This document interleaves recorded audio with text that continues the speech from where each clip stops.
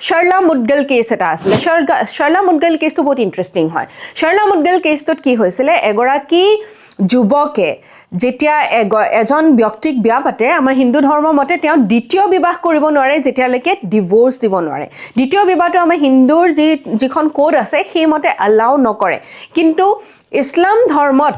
এগৰাকী ব্যক্তিয়ে তৃতীয় বিবাহ কৰিব পাৰে আৰু যেতিয়া এই ব্যক্তিজনে দ্বিতীয় বিবাহ কৰিবৰ কাৰণে কেৱল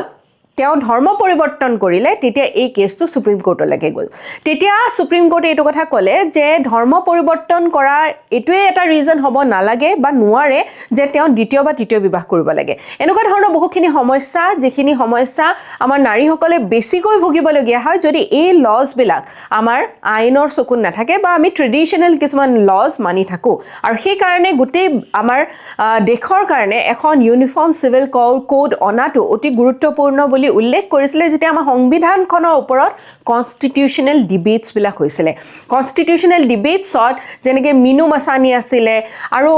ইভেন বি আৰ আম্বেদকাৰো কৈছিলে যে এইটো যদি আমি কৰিব নোৱাৰোঁ তেনে সমাজত অসমতা বা আমাৰ বৈষম্যতা বহু বেছি আমাৰ থাকিব